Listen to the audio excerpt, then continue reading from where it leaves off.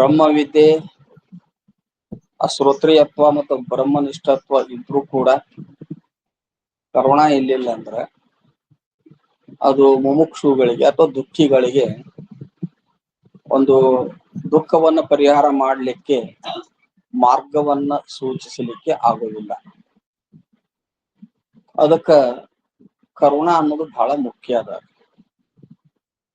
ಕರುಣ ಇದ್ರೇನೆ ಅವು ಏನಾದ್ರೂ ಮುಮುಕ್ಷುಗಳಿಗೆ ಉಪದೇಶ ಮಾಡ್ತಾರೆ.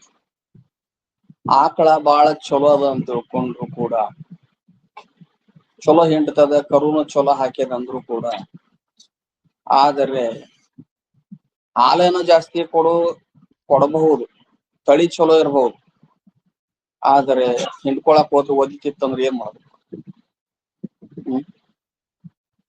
ಅದು ಕರುವಿಗನು ಕುಡಿಸ್ತಿದ್ದಿಲ್ಲ, ಹಿಂಡ್ಕೊಳಕನು ಕೊಡ್ತಿದ್ದಿಲ್ಲ ಅಂದ್ರ ಜಾತಿ ಚಲೋ ಅದ, ಹಾಲನ್ನು ಕೊಡುವ ಒಳ್ಳೆ ಜಾತಿ ಅದ ಅಂದ್ರು ಕೂಡ ಅದು ಆಕಳ ಅದು ಹಿಂಡಾಕ ಕೊಡ್ಲಿಲ್ಲ ಅಂತಂದ್ರ ಹಂಗ ವ್ಯರ್ಥ ಆಗ್ತದ. ಕಟ್ವಾಳ ಆಕಳ ಅಂತಾರ ನೋಡಿ, ಕಟ್ವಾಳಿ ಆಕಳ ಅಂತಾರ. ಅಂದ್ರೆ ಕರುಣ ಅನ್ನುವಂಥದ್ದು ಬಹಳ ಮುಖ್ಯ. ಕರುಣ ಅಂದ್ರೆ ಏನು? ಯಾವ ದುಃಖದಿಂದ ಬಂದಂತ ಮುಮುಕ್ಷುಗಳು ಅವ್ರದ ಬಹುದುಃಖ ನಾಶ ಆಗಿ ಅವರು ಕೂಡ ಮುಕ್ತರಾಗಲಿ, ಅವರು ಕೂಡ ಜ್ಞಾನ ಪಡ್ಕೊಳ್ಳಿ ಅಂತ ಹೇಳಿ ಅವರ ದುಃಖವನ್ನು ಪರಿಹಾರ ಮಾಡ್ಲಿಕ್ಕೆ ಒಂದು ಏನು ಉಪದೇಶ ಮಾಡೋದಾಗಲಿ, ಸನ್ಮಾರ್ಗಕ್ಕೆ ಹಚ್ಚುದಾಗಲಿ, ಈ ಭಾವ ದಯಾಭಾವ ಇತ್ತು ಅಂದ್ರ, ಅಂತಃಕರಣ ದಯಾಭಾವ ಇತ್ತಂದ್ರ ಜೀವಿಗಳನ್ನ ಕಂಡು ಏನು ಭವದುಃಖದಿಂದ ಬಿಡುಗಡೆ ಮಾಡ್ಬೇಕು, ಬಿಡುಗಡೆ ಆಗಲಿ, ಅವರು ಸುಖಿ ಪಡಿಲಿ, ಶಾಶ್ವತ ಸುಖಿಗಳಾಗಲಿ ಅನ್ನುವಂತ ಭಾವ ಇತ್ತು ಅಂದ್ರ ಅದಕ್ಕ ದಯಾಭಾವಕ್ಕ ಕರುಣ ಅಂತ ಕರೀತಾರ. ಅದಕ್ಕ ಅದ ಪರದುಃಖ ಪ್ರಹರಣ ಇಚ್ಛ ಕರುಣ. ಪರರ ದುಃಖವನ್ನ ಪ್ರಹರಣ ಇಚ್ಛ ಅಂದ್ರ ನಾಶ ಮಾಡ್ಬೇಕು, ಅವ್ರ ದುಃಖನ ನಾಶ ಮಾಡ್ಬೇಕನ್ನುವಂತ ಇಚ್ಛಾ ಇವನೊಳಗೆ ಇತ್ತಂದ್ರೆ ಕರುಣ ಅಂತ ಕರೀತಾರ. ಅದಕ್ಕೆ ಸದ್ಗುರುಗಳಲ್ಲಿ ಕರುಣ ಅನ್ನೋದು ಬಹಳ ಮುಖ್ಯ ಅದ. ಅದು ಗುರುಗಳಲ್ಲಿ ಬೇಕಾಗ್ತದೆ. ಮತ್ತೆ ಯೋಗ್ಯ ಒಬ್ಬ ಬ್ರಹ್ಮನಿಷ್ಠ ಸದ್ಗುರು ಅದಾನಂದ್ರ ಅವನಲ್ಲಿ ಸಹಜವಾಗಿ ಈ ಸದ್ಗುಣಗಳು ಇದ್ದೇ ಇರ್ತಾವ. ಈ ಬ್ರಹ್ಮನಿಷ್ಠತ್ವ ಶ್ರೋತ್ರಿಯತ್ವ ಬಂದತ್ತೆ ಅಂದ್ರ ಅವನಲ್ಲಿ ಅಂತಃಕರಣದಲ್ಲಿ ಸದ್ಗುಣಗಳು ಇದ್ದರೇನೆ ಜ್ಞಾನ ಆಗ್ತತಿ ವಿನಃ ಸದ್ಗುಣಗಳಿಲ್ಲ ಜ್ಞಾನ ಆಗುವುದಿಲ್ಲ. ಆದ್ದರಿಂದ ಕರುಣ ಇರಬೇಕು ಅಂತ ಈ ರೀತಿ ಹೇಳಿ. ಇನ್ನ ಸತ್ಕಲೆ ಅಂತ ಹೇಳ್ತಾರ. ಸತ್ಕಲೆ ಅಂದ್ರ ಬ್ರಹ್ಮನಿಷ್ಠತ್ವ. ಸತ್ಕಲೆ ಅಂದ್ರೆ ಬ್ರಹ್ಮನಿಷ್ಠತ್ವ ಅಂದ್ರ ಸಂಶಯ ವಿಪರೀತ ಭಾವನಾದಿಗಳ ರಹಿತವಾಗಿ ದೃಢವಾದ ಏನು ಜ್ಞಾನ ಆಗಿತ್ತು ಅಂದ್ರ ಅಂತಃಕರಣ. ಸಂಶಯ ವಿಪರೀತ ಭಾವನೆಗಳು ಇದ್ವು ಅಂದ್ರ ಅಂತಃಕರಣದಲ್ಲಿ ಇನ್ನೂ ದೃಢ ಜ್ಞಾನ ಮಾಡಿಕೊಡುವುದಿಲ್ಲ. ಅದಕ್ಕ ಸಂಶಯ ವಿಪರೀತ ಭಾವನಾ ರಹಿತವಾಗಿ ದೃಢ ಅಪರೋಕ್ಷ ಬ್ರಹ್ಮಜ್ಞಾನ ಆಗಿತ್ತು ಅಂದ್ರ ವೃತ್ತಿ ಪುನಃ ಪುನಃ ಚೈತನ್ಯದ ಆಕಾರ ಆಗ್ತಾ ಇರುತ್ತೆ. ಆ ರೀತಿಯಾಗಿ ಅವನಲ್ಲಿ ಒಂದು ಶಾಂತತೆ, ನಿರಭಿಮಾನತೆ, ಒಂದು ಆತ್ಮದಲ್ಲಿ ನಿಷ್ಠತ್ವ ಬಂತಂದ್ರ ಇದಕ್ಕೆ ಬ್ರಹ್ಮನಿಷ್ಠತ್ವ ಅಂತಾರ. ಆ ಬ್ರಹ್ಮನಿಷ್ಠತ್ವಕ್ಕ ಸತ್ಕಲೆ ಅಂತ ಕರೀತಾರ. ಈ ಗುಣ ಗುರುಗಳಲ್ಲಿ ಇರಬೇಕು. ಇನ್ನ ಸತ್ಕಲೆ ಆದ್ಮೇಲೆ ಕರುಣ ಸತ್ಕಲೆ ಶಾಸ್ತ್ರ ಪರಿಣತೆ. ಶಾಸ್ತ್ರ ಪರಿಣತೆ ಅಂತಂದ್ರ ಈ ವೇದದ ಅಂಗ ಉಪಾಂಗಗಳು ಅಂತ ಇರ್ತಾವಲ್ಲ, ಅವೆಲ್ಲವು ಇದ್ರಾಗ ವಿವೇಕ ಚಿಂತಾಮಣಿ ಬರ್ತಾವ. ವೇದದ ಉಪಾಂಗಗಳು ಯಾವುವು ಅಂತ ಅಂದ್ರೇನು? ಪೂರ್ವ ಭಾಗ, ಉತ್ತರ ಭಾಗ. ವೇದದ ಪೂರ್ವ ಭಾಗವನ್ನ, ಉತ್ತರ ಭಾಗವನ್ನ ಚೆನ್ನಾಗಿ ತಿಳಿದವನಾಗಿರ್ಬೇಕು. ಅಂದ್ರೆ ಶಾಸ್ತ್ರ ಸಂಬಂಧಿ ಸಂಶಯಗಳು ಅಕಸ್ಮಾತ್ ಆಗಿ ಶಿಷ್ಯರ ಹೃದಯದಲ್ಲಿ ಉಂಟಾದರೆ ಆ ಸಂಶಯಗಳನ್ನ ಕಳೆಯುವಂತ ಒಂದು ಶಾಸ್ತ್ರ ಪರಿಣತೆ ಇರಬೇಕು. ಶಾಸ್ತ್ರ ಬಲ್ಲ ಆಗಿರಬೇಕು. ಎಲ್ಲ ಶಾಸ್ತ್ರಗಳ ತಾತ್ಪರ್ಯವನ್ನು ತಿಳಿದವಾಗಿರ್ಬೇಕು. ಅಂದ್ರೆ ಉತ್ತಮ ಅಧಿಕಾರಿ ಇದ್ದ ಅಥವಾ ಆ ಅವನು ಏನೋ ಒಂದು ಕೊಲೆ ಜನ್ಮ ಇತ್ತು, ಶಿಷ್ಯನಿಗೆ ಈ ಜನ್ಮದಾಗ ಮುಕ್ತ ಅಂತ ಒಂದು ರೆಡಿಯಾಗಿ ಬಂದಿದ್ದ ಅಂದ್ರ ಬ್ರಹ್ಮನಿಷ್ಠತ್ವ ಗುರು ಅವನಿಗೇನ ಕೇವಲ ಒಂದು ಮುದ್ರೆಯಿಂದ ಅಥವಾ ಒಂದು ಕೇವಲ ಮಹಾವಾಕ್ಯದಿಂದ ಜ್ಞಾನ ಮಾಡಿಕೊಡ್ಬಹುದು. ಆದರೆ ಈ ಶಾಸ್ತ್ರ ಪರಿಣತಿ ಯಾಕೆ ಬೇಕು ಬ್ರಹ್ಮನಿಷ್ಠತ್ವ ಜೊತೆ ಅಂದ್ರ ಕನಿಷ್ಠ ಅಧಿಕಾರಿಗೆ ಮತ್ತು ಮಧ್ಯಮ ಅಧಿಕಾರಿಗಳಿಗೆ ಶಾಸ್ತ್ರ ಒಮ್ಮೆಗೆ ತಿಳಿಯಂಗಿಲ್ಲ, ಸಂಶಯಗಳು ಹೇಳ್ತಿರ್ತಾವ. ಆ ಸಂಶಯವನ್ನ ಕಳೆಯುವಂತ ಸಾಮರ್ಥ್ಯ ಉಳ್ಳವನಾಗಬೇಕು. ಅದಕ್ಕ ಶಾಸ್ತ್ರ ಪರಿಣತಿ ಬಹಳ ಒಂದು ಮುಖ್ಯ. ಯಾರು? ಮಧ್ಯಮ ಮತ್ತು ಕನಿಷ್ಠ ಅಧಿಕಾರಿಗೆ. ಇವೆರಡೂ ಇದ್ರನೆ ಮಧ್ಯಮ ಮತ್ತು ಕನಿಷ್ಠ ಅಧಿಕಾರಿಗಳು ಉದ್ಧಾರ ಆಗ್ತಾರೆ. ಬರೀ ಶಾಸ್ತ್ರ ಪರಿಣತಿ ಇತ್ತು ಅಂತಂದ್ರ ಬ್ರಹ್ಮನಿಷ್ಠತ್ವ ಇಲ್ಲ ಅಂದ್ರ ಶಿಷ್ಯರ ಮನಸ್ಸಿನ ಮೇಲೆ ಅದು ಪರಿಣಾಮ, ಅವನು ಉಪದೇಶ ಪರಿಣಾಮ ಬೀರುವುದಿಲ್ಲ. ಬರೀ ಬ್ರಹ್ಮನಿಷ್ಠತ್ವ ಇತ್ತು ಅಂದ್ರ, ಶಾಸ್ತ್ರ ಪರಿಣತಿ ಇಲ್ಲ ಅಂದ್ರ ಅವನು ತಾನು ಮುಕ್ತನಾಗಿರ್ತಾನ, ಜ್ಞಾನಿ. ಆದ್ರ ಮಧ್ಯಮ ಅಧಿಕಾರಿ ಕನಿಷ್ಠ ಅಧಿಕಾರಿಗೆ ಸಂಶಯಗಳು ಬಂದ್ರ ಕಳೆಯುವಂತ ಅವ್ರಿಗೆ ಸಾಮರ್ಥ್ಯ ಇರಂಗಿಲ್ಲ. ಅದಕ್ಕ ಅವ ಬ್ರಹ್ಮನಿಷ್ಠ ಇದ್ದವ ಬ್ರಹ್ಮಾನುಭವವನ್ನ ಮಾಡಿಕೊಡ್ತಾನ, ಶಾಸ್ತ್ರ ಪರಿಣತಿ ಇದ್ದವನು ಸಂಶಯಾದಿಗಳನ್ನ ಕಳೀತಾನ. ಶಾಸ್ತ್ರ ಪರಿಣತಿ ಕೇವಲ ಶಾಸ್ತ್ರ ಪರಿಣತಿ ಇತ್ತಂದ್ರೆ ಬ್ರಹ್ಮಾನುಭವ ಮಾಡಿಕೊಡಕ್ ಸಾಧ್ಯ ಆಗುದಿಲ್ಲ. ಕೇವಲ ಬ್ರಹ್ಮನಿಷ್ಠತ್ವ ಅಂದ್ರ ಸಂಶಯಾದಿಗಳನ್ನು ಕಳೆಯಕ್ ಸಾಧ್ಯ ಆಗುದಿಲ್ಲ. ಎರಡೂ ಇರ್ಬೇಕು. ಎರಡೂ ಇದ್ರೆ ಮಾತ್ರ ಅವನು ಯೋಗ್ಯ ಗುರು. ತದ್ವಿಜ್ಞಾನಾರ್ಥಂ ಸ ಗುರುಮೇವಾಭಿಗಚ್ಚೇತ್ ಸಮಿತ್ ಪಾಣಿ ಶ್ರೋತ್ರಿಯಂ ಬ್ರಹ್ಮನಿಷ್ಠಂ ಅಂತ ಶ್ರುತಿ ಹೇಳ್ತಾವ. ಒಂದು ದೃಷ್ಟಾಂತನೂ ಹೇಳ್ತಾರೆ ಇದಕ್ಕ. ಅಲ್ಲಿ ಯಾವುದೋ ಆದ್ರೂ ಒಬ್ಬ ಹೊರಗಿನ ಒಬ್ಬ ಪುರುಷ ಒಂದು ನದಿ ದಾಟಬೇಕಾಗಿತ್ತು ಅಂದ್ರ ಏನ್ರಿ, ನದಿ ದಾಟಬೇಕಾಗಿತ್ತು ಅಂದ್ರ ಆ ನದಿ ಯಾವ ಸ್ಥಳದಲ್ಲಿ ಆಳವಾಗಿದೆ, ಯಾವ ಸ್ಥಳದಲ್ಲಿ ಅವ್ರ ಆಳಿಲ್ಲ, ಯಾವ ಮಾರ್ಗದಿಂದ ನಾವು ಹೋಗ್ಬೇಕು ಅನ್ನುವಂಥದ್ದು ಗೊತ್ತಿರೋದಿಲ್ಲ. ಆ ನದಿ ದಂಡಿ ಮೇಲೆ ಕುಂತಂತ ಒಬ್ಬ ಕುಂಟ ಮನುಷ್ಯ ನಿಮ್ಮ ನದಿ ದಾಟಿಸ್ತೇನೆ ಅಂತಂದ್ರ ಅವನ ಮಾತಿನ ಮೇಲೆ ವಿಶ್ವಾಸ ಬೀಳ್ತೈತನ? ಅವ ಅಂತಾನ, ಇವ ಕುಂಟ ಕಾಲ ಇಲ್ಲಿ ಯಾವಾಗರ ನದಿ ದಾಟಿ ಮುಗಿತಾನಪ್ಪ, ಇವನ ದಾಟಿಲ್ಲ ಅಂದ್ಮೇಲೆ ನಮ್ ಹೆಂಗ್ ದಾಟಿಸ್ತಾನೆ? ಅವನ ಮೇಲೆ ವಿಶ್ವಾಸ ಬರಂಗಿಲ್ಲ.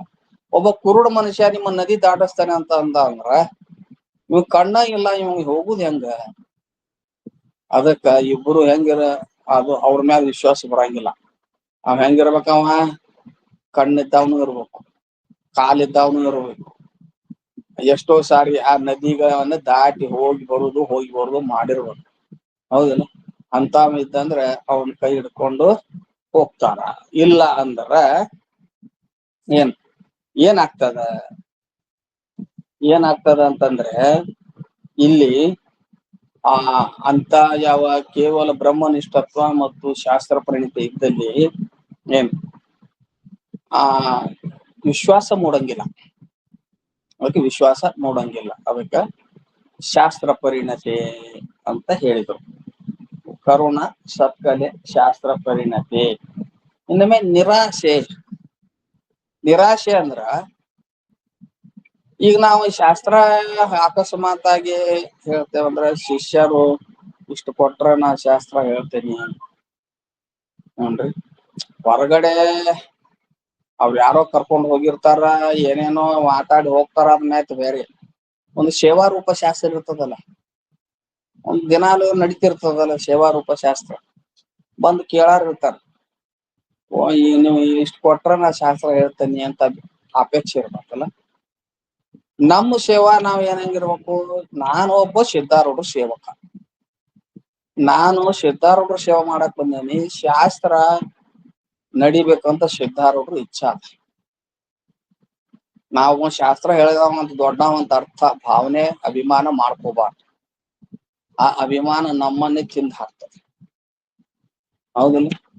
ನಾನು ಒಬ್ಬ ಸಿದ್ಧಾರೂಢ ಸೇವಕ, ಪರಮಾತ್ಮ ನಿನ್ನ ಸೇವಾ ಮಾಡ್ತೇನೆ, ನಿನ್ನ ಸೇವಾ ನಡಿಬೇಕಾಗಿತ್ತು, ಒಂದು ಆರೋಗ್ಯವಾದಿಗಳನ್ನು ಕೊಡು ನನಗ ಅಂತ ಸೇವಾ ಬುದ್ಧಿಯಿಂದ ಶಾಸ್ತ್ರ ಹೇಳ್ಕೊಂತ ನಿರಭಿಮಾನತೆಯಿಂದ ಇದ್ರ ನಿನ್ನ ಪ್ರಾರಬ್ಧದೊಳಗೆ ಏನ್ ಬರ್ಬೇಕಾಗಿ ಅದು ಬಂದ ಬರ್ತದೆ. ಅದ್ರ ಕಡೆ ಲಕ್ಷ್ಯ ವಹಿಸುವುದು ಬೇಡ. ಹೌದಿಲ್ಲ? ಅದಕ್ಕ ಶಾಸ್ತ್ರ ಹೇಳ್ತಿದ್ರು ಏನಂತಂದ್ರ ತಮ್ಮ ಮಠದೊಳಗರ ಆಗ್ಲಿ ಅಥವಾ ಇಂತ ಒಂದು ಸ್ಥಾನದಾಗರ ಆಗ್ಲಿ ನಮ್ಗೆ ಅವಕಾಶ ಸಿಕ್ಕೈತೆ ಅಂದ್ರೆ ನಮ್ದು ಯಾವ್ದೋ ಜನಗಳು ಪುಣ್ಯ ಅಂತ ತಿಳ್ಕೊಬೇಕಷ್ಟೆ. ಅವ್ರು ಬರ್ತಾರ, ಕೇಳ್ತಾರ, ಯಾರಿಗ ಉಳಿತೈತೋ ಯಾರಿಗೆ ಹೋಗ್ತೈತೋ ಗೊತ್ತಿಲ್ಲ. ಪರ್ಜನ್ಯವತ್ ಉಪದೇಶ ಮಾಡ್ಬೇಕು ಅಂತಾರ. ಪರ್ಜನ್ಯವತ್ ಉಪದೇಶ ಮಾಡ್ಬೇಕು. ಯಾವ್ದ್ರದ್ದು ಈ ದ್ರವ್ಯದ ಮೊದಲಾದ ಅಪೇಕ್ಷೆ ಇರಬಾರ್ದು. ಅಂತಾದ್ ಇತ್ತು ಅಂದ್ರ ಅದಕ್ಕೆ ನಿರಾಶೆ ಅಂತ ಕರೀತಾರೆ. ಆಶೆ ಮಾಡಕ್ ಹೋಗ್ಬೇಡ. ಭಗವಂತ ನಿನಗೇನು ಎಲ್ಲ ರಕ್ಷಣೆ ಮಾಡ್ತಾನೆ. ಅನನ್ಯ ಅಶ್ಯಂತಯಂತೋ ಮಾಂ ಯೇ ಜನ ಪರ್ಯುಪಾಸತೆ ತೇಷಾಂ ನಿತ್ಯಾಭಿಯುಕ್ತಾನಂ ಯೋಗಕ್ಷೇಮ ವಹಂ. ಪರಮಾತ್ಮನ್ ನಂಬಿದವರಿಗೆ ಅವ್ರು ಯೋಗಕ್ಷೇಮ ಹೊರತಾನ. ಸಿದ್ಧಾರೂಢಪ್ಪ ಒಮ್ಮೆ ಕೈ ಹಿಡ್ದ ಅಂದ್ರೆ ನೀನು ಎಂದೂ ಬಿಡಲ್ಲ.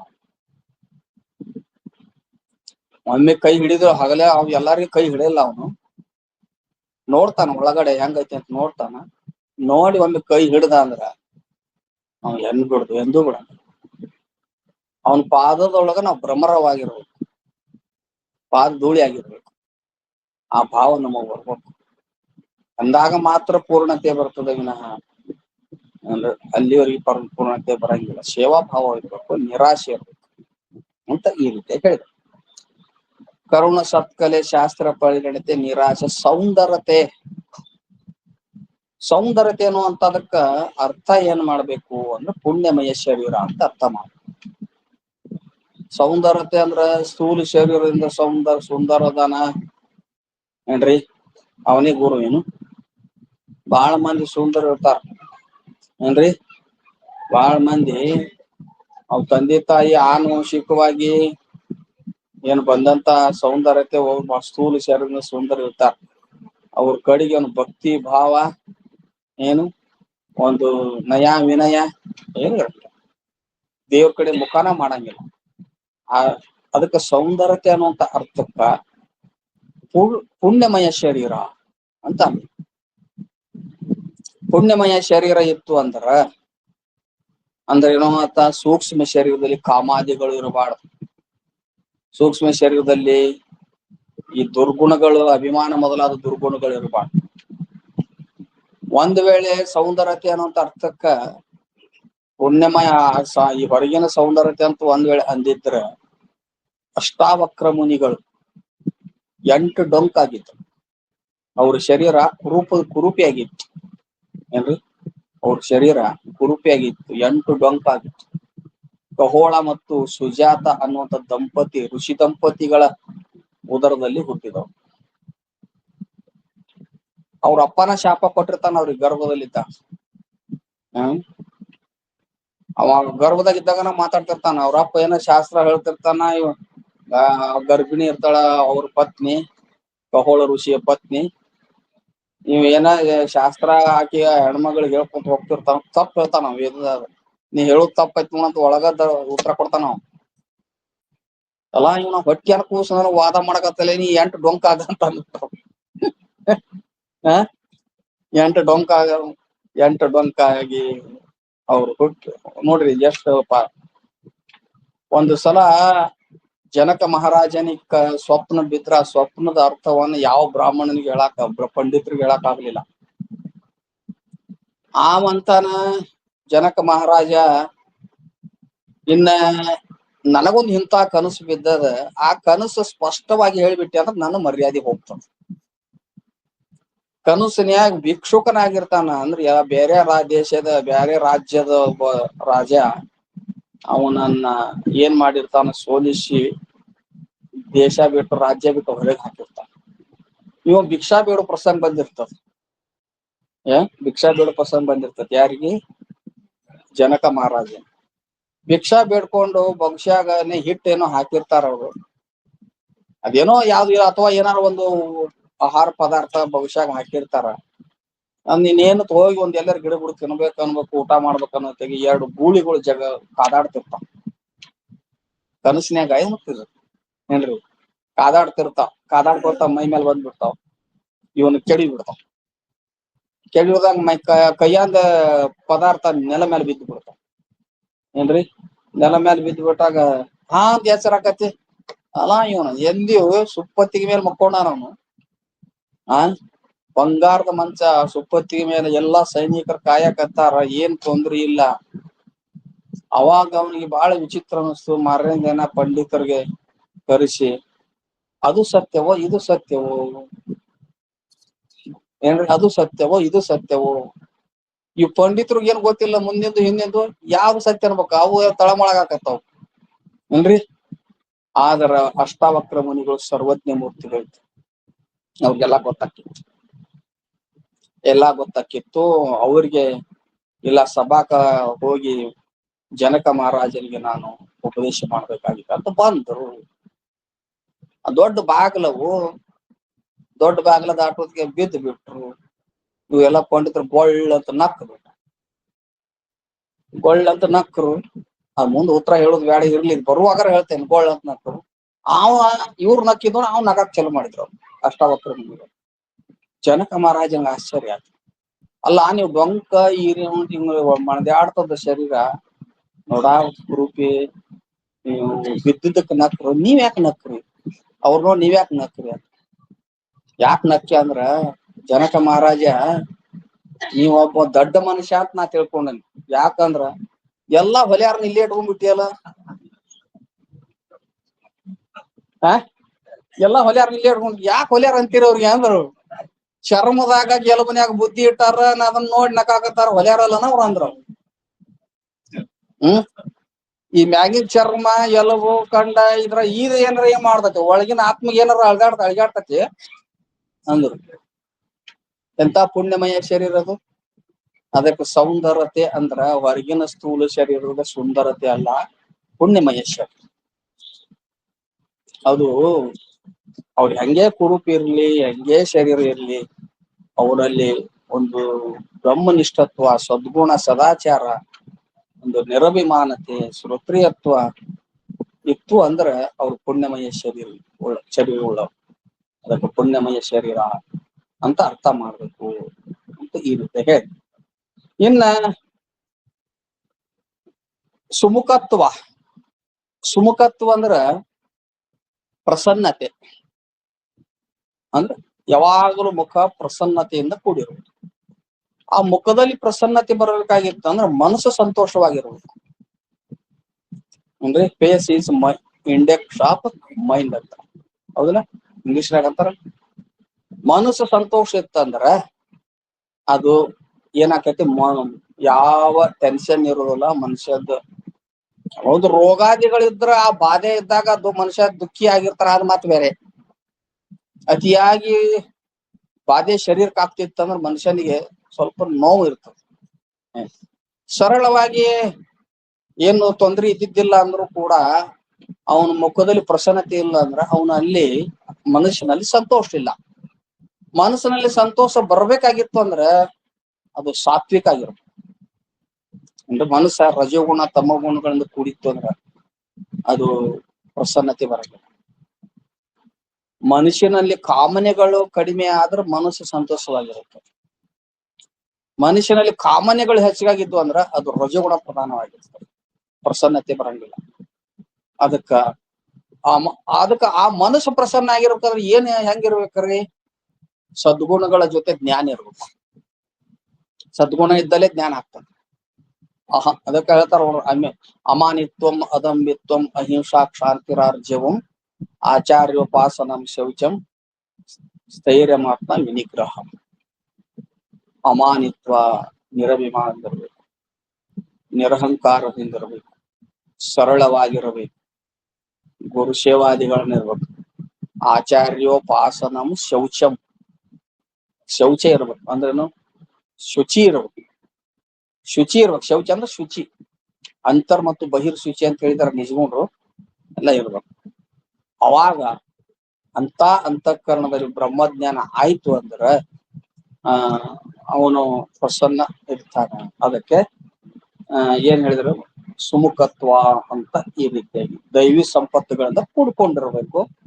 ಅವನು ಪ್ರಸನ್ನನಾಗಿರುತ್ತಾನ ಅಂತ ಈ ರೀತಿ ಹೇಳಿದರು. ಇನ್ನ ಸುಮುಖತ್ವ ಸುಗುಣ ಸುಜ್ಞಾನಗಳಿರಲ್. ಸುಗುಣ ಅಂದ್ರೇನು? ದೈವಿ ಗುಣಗಳು. ಅದೇ ಹೇಳಿದ್ರಲ್ಲ, ದೈವಿ ಗುಣ ಬಹಳ ಶ್ರೇಷ್ಠ. ಅದಕ್ಕೆ ನಿಜಗುಂಡ್ರು ಬೇಡ್ಕೊಂಡಾರ, ಬೇಡುವೆ ನಭವ ನಿಮ್ಮನ್ನು ಭವ ಭವದಳು ಮಾಡಿ ಅನ್ನಬಲಿದು ಸುಗುಣ ಸಂತತಿಯನ್ನು ಇಂತು. ಸದ್ಗುಣಗಳನ್ನು ಕೊಡು ಪರಮಾತ್ಮ ನನಗ, ನೀ ಏನ್ ಬೇಡ, ಮತ್ತು ಹುಟ್ಟಿಸು ಸದ್ಗುಣಗಳನ್ನು ಕೊಡು. ಸದ್ಗುಣಗಳಿದ್ದು ಅಂದ್ರೆ ಮತ್ತೆ ಹುಟ್ಟಿ ಬರಕ್ ಸಾಧ್ಯ ಇಲ್ಲ. ದೈವಿ ಸಂಪತ್ ವಿಮೋಕ್ಷಾಯ ನಿಬಂಧ ಆಸುರಿ ಮತ. ದೈವಿ ಸಂಪತ್ತುಗಳು ಮುಕ್ತಿಗೆ ಕಾರಣ ಆಗ್ತಾವ, ಆಸುರಿ ಸಂಪತ್ತು ಬಂಧನಕ್ಕೆ ಕಾರಣ ಆಗ್ತವ. ಅದಕ್ಕ ದೈವಿ ಸಂಪತ್ತು ಸದ್ಗುಣಗಳು ಇರ್ಬೇಕು. ಸುಮುಖತ್ವ ಸುಗುಣ ಅಂದ್ರೆ ಸುಗುಣ ಸುಜ್ಞಾನಗಳಿರಲ್. ಸುಜ್ಞಾನ ಇಲ್ಲಿ ಪದ ಹೆಂಗ ಹಾಕ್ಯಾರ ಅಂದ್ರ ಸತ್ಕಲೆವಂತ ಪದ ಒಂದ, ಆಮೇಲೆ ಶಾಸ್ತ್ರ ಪರಿಣತಿ ಅದ, ಇನ್ನೊಂದು ಸುಜ್ಞಾನ ಅದ. ಹಿಂಗ 3 ಪದಗಳದ. ಸತ್ಕಲೆ ಶಾಸ್ತ್ರ ಪರಿಣತೆ ಇಷ್ಟು ಹೇಳಿದ ಮೇಲೆ ಅದು ಶ್ರೋತ್ರಿಯತ್ವ ಬ್ರಹ್ಮನಿಷ್ಠತ್ವ ಹೇಳ್ದಂಗಾಯ್ತು. ಸುಜ್ಞಾನ ಅಂತ ಪದ ಹಾಕಿದ್ರೆ ಯಾಕ ಅಂದ್ರ ಸುಜ್ಞಾನ ಅನ್ನೋ ಪದಕ್ಕೆ ಏನ್ ಅರ್ಥ ಮಾಡ್ಬೇಕಂತ ಬರ್ದಾರ ಶಿವಪುತ್ರಪ್ಪಾಚಾರು. ಸುಜ್ಞಾನ ಅಂದ್ರೆ ಕೇವಲ ಶಾಸ್ತ್ರೀಯ ಜ್ಞಾನ, ಪರೋಕ್ಷ ಜ್ಞಾನ, ಅಪರೋಕ್ಷ ಜ್ಞಾನ ಅಲ್ಲ ಏನ್ರಿ. ಪರೋಕ್ಷ ಜ್ಞಾನ ಶಾಸ್ತ್ರೀಯ ಜ್ಞಾನ ಪರೋಕ್ಷ ಜ್ಞಾನ ಆಗಿರುತ್ತೆ. ಅದಕ್ಕ ಆ ಪರೋಕ್ಷ ಜ್ಞಾನ ಅಷ್ಟ್ರ ಮಟ್ಟಿಗೆ ಏನು ಶಬ್ದ ಜ್ಞಾನ ಪರೋಕ್ಷ ಜ್ಞಾನ ಆಯ್ತಾ, ಅದಕ್ಕೆ ಅದು ಇರ್ಬೇಕು. ಶಬ್ದ ಜ್ಞಾನ ಪರೋಕ್ಷ ಜ್ಞಾನ ಆಗದ ಹೊರತು ಅರ್ಥ ಜ್ಞಾನ ಆಗುದಿಲ್ಲ, ಅಪರೋಕ್ಷ ಜ್ಞಾನ ಆಗುದಿಲ್ಲ. ಶಬ್ದ ಜ್ಞಾನ ಆಗದ ಹೊರತು ಅರ್ಥ ಜ್ಞಾನ ಆಗುದಿಲ್ಲ, ಪರೋಕ್ಷ ಜ್ಞಾನ ಆಗದ ಹೊರತು ಅಪರೋಕ್ಷ ಜ್ಞಾನ ಆಗುದಿಲ್ಲ. ಇವುಗಳಿಗೆ ಅವು ಸಾಧನ ಆಗ್ಯಾವ, ಇದು ಬೇಕು ಅಂತ ಹೇಳ್ತಾರ ಅವ್ರು. ಅದಕ್ಕ ಸುಜ್ಞಾನ ಹಿಂಗ ಅರ್ಥ ಮಾಡಿದ್ರೆ ಬರೋಬ್ಬರಿ ಹೊಂದ್ತದ. ಅದಕ್ಕ ಭಗವದ್ಗೀತೆಯೊಳಗ ಒಂದ್ ಮಾತು ಹೇಳಿದ್ದನ್ನ ಇಲ್ಲಿ ಶಿವಪುತ್ರಪ್ಪಾಚಾರ್ಯ ಹೇಳ್ತಾರ. ಏನ್ರಿ? ತದ್ವಿದ್ಯೆ ಪ್ರಣಿಪಾತೇನ ಪರಿಪ್ರಶ್ನೇನ ಸೇವೆಯ ಉಪದೇಕ್ಷಂತಿತೆ ಜ್ಞಾನಂ ಜ್ಞಾನಿನಃ ತತ್ವದರ್ಶಿನ. 2 ಶಬ್ದ ಆಯ್ತವ, ಜ್ಞಾನಿನಃ ತತ್ವದರ್ಶಿನ. ತತ್ವದರ್ಶಿ ಅಂತಂದ್ರ ಇದು ಯಾವ ಶ್ರೋತ್ರಿಯತ್ವ, ಜ್ಞಾನಿನಃ ಅಂದ್ರ ಬ್ರಹ್ಮನಿಷ್ಠತ್ವ. 2 ಶಬ್ದದಿಂದ ಶ್ರೋತ್ರಿಯತ್ವ ಮತ್ತು ಬ್ರಹ್ಮನಿಷ್ಠತ್ವವನ್ನು ಹೇಳ್ಬೇಕು.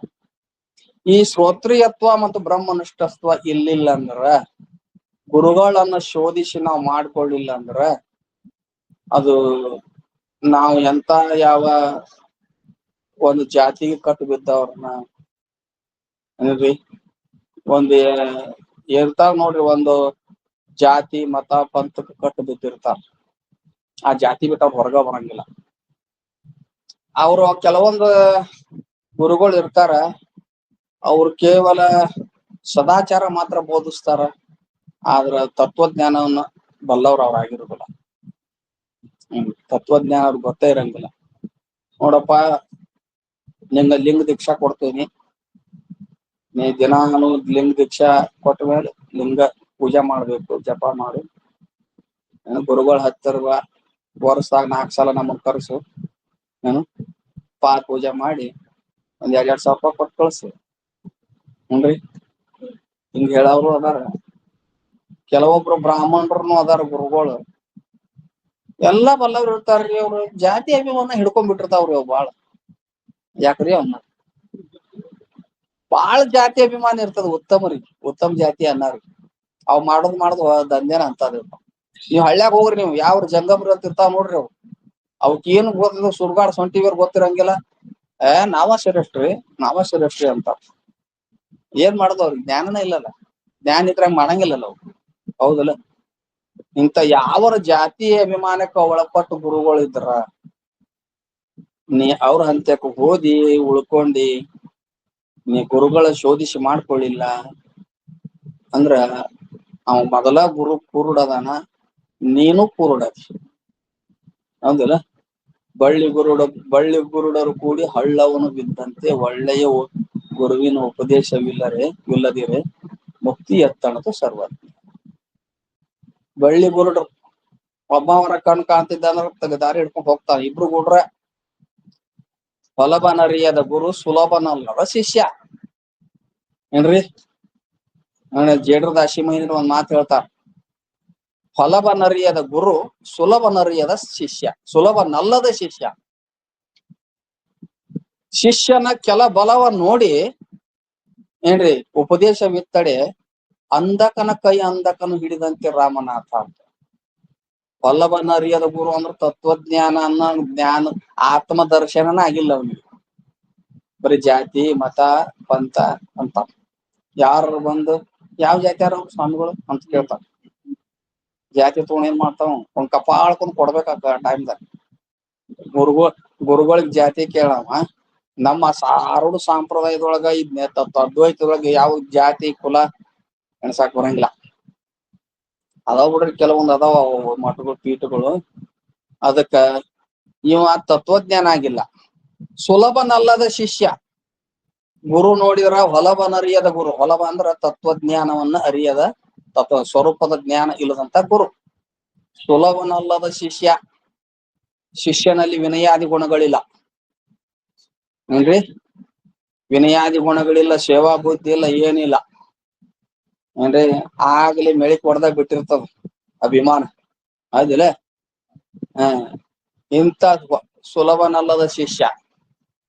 ಅಂತ ಶಿಷ್ಯನ ಕೆಲ ಬಲವ ನೋಡಿ ಅಂದ್ರ ಅವ ಉತ್ತಮ ಜಾತಿ ಅದ, ನಮ್ ಜಾತಿ ಅದ, ನಾನು ಐನಾರು ಅವನು ಐನಾರು ಬಟ್ ಅವನು ಒಟ್ಟು ಶಿಷ್ಯ ಮಾಡ್ಕೊಂಡ್ ಬಿಡೋನು. ಜಾತಿ ಒಂದ ಐತಲ್ಲ, ಹೌದಿಲ್ಲ?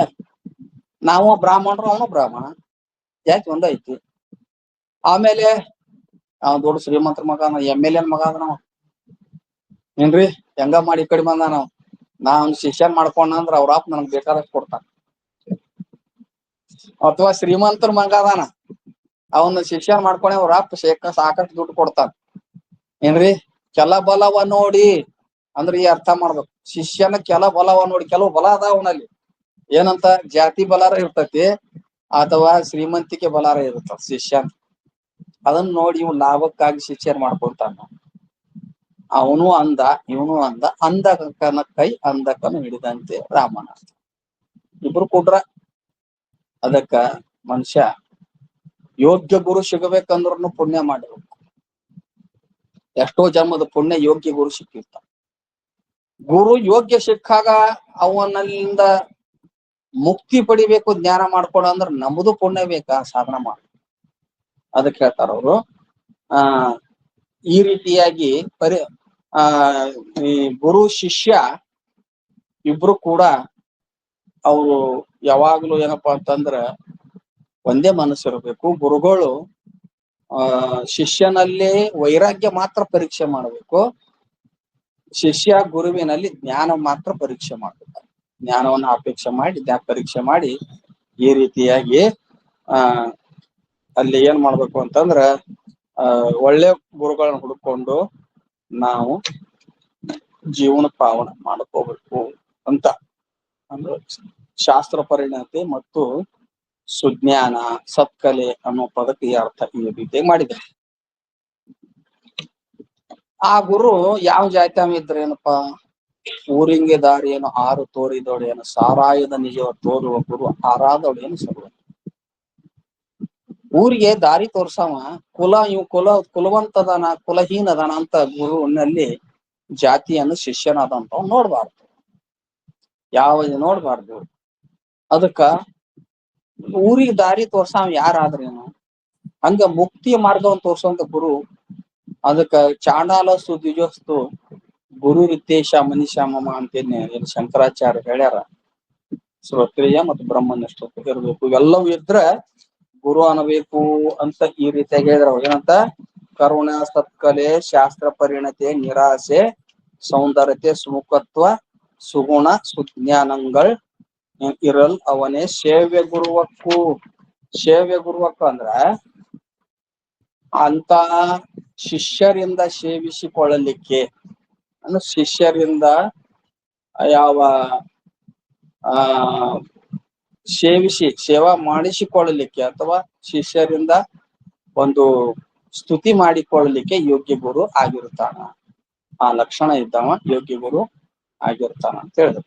ಈಗ ಸಚಿಷ್ಯನ ಲಕ್ಷಣವನ್ನ ಹೇಳ್ತಾ ಅಂದ್ರೆ ಶಿಷ್ಯ ಗುರುವಿನ ಲಕ್ಷಣ ಹೇಳಿದ್ರಿ, ಶಿಷ್ಯನ ಲಕ್ಷಣ ಅಂತ ಯಾರಿಗೆಲ್ಲ ಹೇಳ್ಬೇಕು? ಶಿಷ್ಯಗ ಗುರುದೇವತಾ ಭಕ್ತಿ, ವರವೇದ ವಿಧಿ ನಿಷ್ಠೆ, ವಿರತಿ ಮುಂತಾದ ನವ ಸುಚಾರಿತ್ರங்கள் ಇರಲ್ ಅವನೇ ಶಿಷ್ಯ ನೆನೆಸುವ. ಮೊದಲ ಇಟ್ಟು ಗುರುದೇವತಾ ಭಕ್ತಿ, ಗುರುವಿನಲ್ಲಿಯೂ ಇಷ್ಟ ದೇವತೆಯಲ್ಲಿ ಬಹಳ ಭಕ್ತಿ ಇರುತ್ತೆ. ಗುರು ಬಹಳ ದೊಡ್ಡವ ಇರ್ತಾನ. ನಾವ್ ಮಾಡ್ಕೊಂಡಿರ್ತೇವೆ, ನಾವು ಶೋಧಿ ಮಾಡ್ಕೊಂಡ ಒಳ್ಳೆ ಗುರು ಸಿಕ್ಕಾನಪ್ಪ, ಒಂದು ಅದ್ವೈತ ಸಂಪ್ರದಾಯದ ಒಳ್ಳೆ ಗುರು ಸಿಕ್ಕಾನ ಅಂದ್ರ ಆ ಗುರುವಿನಲ್ಲಿ ಬಹಳ ಶ್ರದ್ಧಾ ಇಡಬೇಕು. ನಾವು ಗುರುವಿನ ಮನಸ್ಸು ನೋಯಿಸ್ಬಾರ್ದು ನೋಡ್ರಿ, ಗುರುವಿನ ಮನಸ್ಸ ನೋಯಿಸ್ಬಾರ್ದು, ಹಂಗ ನಡತೆ ನಮ್ಮದಿರ್ಬೇಕು. ಗುರುವಿನಲ್ಲಿ ಭಯ ಭಕ್ತಿ ಇರ್ಬೇಕು. ಬರೇ ಭಕ್ತಿ ಅಂದ್ರ ಅಲ್ಲ, ಅದ್ರ ಜೊತೆ ಭಯ ಇರ್ಬೇಕು. ಎಷ್ಟು ಮಾತಾಡ್ಬೇಕು ಅಷ್ಟ ಮಾತಾಡ್ಬೇಕು, ಹೆಂಗಿರ್ಬೇಕು ಹಂಗ ಇರ್ಬೇಕು. ನೋಡ್ರಿ, ಬಸವಣ್ಣವ್ರ ಒಂದ್ ಮಾತು ಹೇಳ್ತಾರ, ಗುರು ಶಿಷ್ಯರ ಸಂಬಂಧ ಏನೆಂದು ಉಪಮಿಸುವೇನಯ್ಯ. ಗುರು ಶಿಷ್ಯರ ಸಂಬಂಧ ನಾ ಏನಂತ ಹೇಳಿಯಪ್ಪ, ಅದು ಉಪಮಿಸುವೇನ ಹೇಳಿ. ಗುರುವಿನೊಡನೆ ಒಂದಾಗಿ ಹೋಗಬಾರದು, ಗುರುವಿನೊಡನೆ ಒಂದಾಗಿ ಹೋಗಬಾರದು. ಅದೇ ಕೆಂದೊಡೆ ಗುರುವಿನ ನೆರಳು ಮುಟ್ಟದಂತೆ ಹೋಗಬೇಕು. ಹೌದಿಲ್ಲ? ಗುರು ಹೊಂಟ ಅಂದ್ರ ಗುರುವಿನ ಸರಿ ಸಮವಾಗಿ ಹೋಗಬಾರದು, ಗುರುವಿನ ನೆರಳು ತುಳಿಬಾರದು. ಹೋಗುವಾಗ ಯೋಗ್ಯ ಗುರು ವಿದ್ಯಾದಾನ ಮಾಡಿರ್ತಾನ ಅವನು, ಏನ್ರಿ ಏನ್ ಹೇಳಿದ್ರಿ, ಗುರು ಮೇಲೆ ಲಾಕ್ ಶಿಷ್ಯ ಮೇಲೆ ಏಕಂತ ಆಗೈತಿ ಕಲಿಯುಗ. ಎಲ್ಲಾರು ಗುರುಗಳಾಗಕೊಂತಾರ.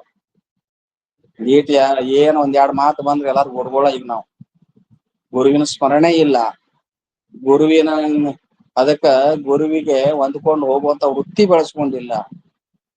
ಏನ್ ಗುರುವಿನ ನೆರಳು ಸಹಿತ ಮುಟ್ಟಬಾರ್ದು, ಹಂಗ ನಡಿಬೇಕಂತ. ಗುರು ಇಲ್ಲದ ಊರಲ್ಲಿ ಇರಬಾರದು, ಏಕೆಂದರೆ ತ್ರಿಕಾಲದಲ್ಲಿಯೂ ನಮಸ್ಕರಿಸದೆ ಇರಬಾರದು ಅಂತ.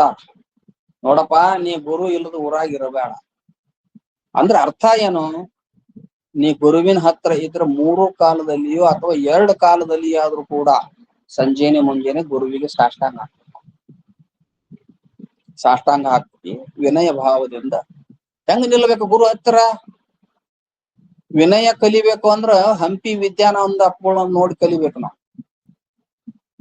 ಹಂಪಿ ವಿದ್ಯಾನಂದ ಅಪ್ಪುಗಳು ಏನ್ ಅವರು ಮುನವಳ್ಳಿ ಶಂಕರಾನಂದ ಅಪ್ಪುಗಳು ಅವ್ರ ಗುರುಗಳು ಅವಾಗ ತೀರ್ಕೊಂಡ್ರಲ್ಲ ಮೊದಲ. ಅವರು ಇಲ್ಲಿ ಶಾಸ್ತ್ರ ಹೇಳ್ಯಾರ. ಮುನವಳ್ಳಿ ಶಂಕರಾನಂದ ಅಪ್ಪುಗಳು ಇಲ್ಲಿ ಭಜನಾ ಮಾಡ್ಯಾರ, ಇಲ್ಲಿ ಅಡಿಗೆ ಮನೆ ಶಾಸ್ತ್ರ ಹೇಳ್ತಿದ್ರಂತ. ಇನ್ನು ಹಂಪಿ ವಿದ್ಯಾನಂದ ಅಪ್ಪುಗಳು ಇಲ್ಲೇ ಕಿತ್ತು ಕಲ್ತು ಹೋಗಿ ಆಮೇಲೆ ಬೆಂಗಳೂರಿಗೆ ಸಂಸ್ಕೃತ. ವಿನಯ್ ಹೆಂಗಿರ್ಬೇಕ್ರಿ ಗುರುಗಳು ಇದ್ರು? ಬಹಳ ಭಯ ಇರ್ಬೇಕ್ರಿ ಗುರುಗಳು ಅಂದ್ರ. ಅವ್ರ ದೃಷ್ಟಿ ಅಟ್ಟ ಸೂಜಿಗ್ ಮುದ್ದು ಕೊಟ್ಟಂಗ ಇರ್ಬೇಕು. ಮನುಷ್ಯನ್ಯಾಗ ಬಹಳ ಶ್ರದ್ಧಾ ಇರ್ಬೇಕು. ಅವ್ರಲ್ಲಿ ಜ್ಞಾನ ನೋಡ್ಬೇಕು, ಸ್ಥಿತಿ ನೋಡ್ಬೇಕು, ಏನ್ರಿ? ಅದಕ್ಕ ಆ ಗುರುವಿನ ಜೊತೆ ಹೋಗಬಾರದು, ನೆರಳು ಮುಟ್ಟದೆ ನಡಿಬೇಕು.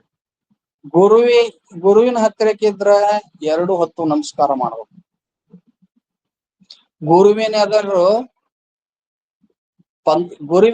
ಗುರುವಿನೊಡನೆ ಅನ್ರಿ, ಗುರುವಿನ ಎದುರುಗಡೆ ಆಸನ ಹಾಕಿ ಕೂಡ್ರಬಾರದು. ಗುರುವಿನ ಎದುರುಗಡೆ ಅಥವಾ ಗುರುವಿನ ಪಂಕ್ತಿಯಲ್ಲಿ ಆಸನ ಹಾಕಿ ಕೂಡ್ರಬಾರದು. ಮತ್ತೇನಕ್ಕೂ ಹೆಂಗ್ ಕೂಡಿರ್ಬೇಕು? ಆಸನವಿಲ್ಲದೆ ಕೂಡ್ಬೇಕು. ಗುರು ಕುಳಿತ್ರ ನಾವು ಎದ್ದು ನಿಂದ್ರಬೇಕು.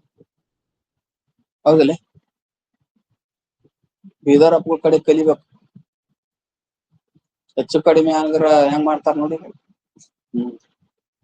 ಎಷ್ಟು ವಿನಯ ಅಂತ. ವಿನಯ ಇದ್ದಲ್ಲಿ ವಿದ್ಯಾ ಇರ್ತದ, ವಿನಯ ಇಲ್ಲ. ಗುರು ಅನ್ನುವಂತ ಪದಕ್ಕೆ ಅರ್ಥಕ ಗುರು ಒಬ್ಬ ಏನೋ ಒಬ್ಬ ಮನುಷ್ಯನ ಅಂತ ಹಿಂಗ್ ತಿಳ್ಕೊಂಡ್ಬಿಡ್ತೀವಿ ನಾವು. ಅದಕ್ಕ ಗುರು ಅವ್ರು ಹೇಳ್ತಾರ, ಗುರು ಏನಪ್ಪಾ ಅಂತಂದ್ರೆ ಎದುರುಗಡೆ ಆಸನ ಹಾಕಿ ಕುಂಡ್ರಬಾರ್ದು. ಗುರು ಸದಾ ನಿಂತಿಹನೆಂದು ಮನದಲ್ಲಿ ನಿಂದೆಯ ಮಾಡಿದರೆ ನರಕ ತಪ್ಪೋದು ಕೂಡಲ ಸಂಗಮ ದೇವ. ಏನೋ ಗುರುವಿಂದ ಬರೀ ಇದಾತು ಅದಾತು ಇದಂತ ಒಂದ್ ವೇಳೆ ಗುರು ನಿಂದ ಮಾಡಿದಿ ಅಂದ್ರ ನಿನ್ನ ಗುರುನಿಂದ ನರಕ ರುಚಿತ್, ನರಕ ಆಗ್ತದೆ. ಗುರು ಅನ್ನುವಂತ ಬಹಳ ದೊಡ್ಡವದ.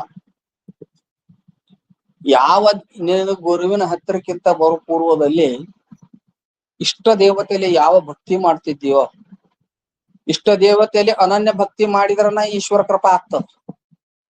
ಭಕ್ತಿ ಅಂದ್ರೆ ಅದೇನ ಬರೇ ಸುಮ್ಮನೆ ಸಾಮಾನ್ಯ ಅಲ್ಲ. ಅವ ಏನು ಪರೀಕ್ಷೆ ಮಾಡಿದ್ರೆ ಭಗವಂತ ಬಿಡಬಾರ್ದ ಪ್ರೇಮ ಈಶ್ವರನಲ್ಲಿ, ಆ ಭಕ್ತಿ ಗುರುವಿನಲ್ಲಿ ಇರ್ಬೇಕಂತ ವಿಷಯವೇನು. ಮತ್ ನಾಳೆ ನೋಡೋಣ. ಇವತ್ತು ಶಿವನ್ ಕೃಪಾ ವಿಷಯ.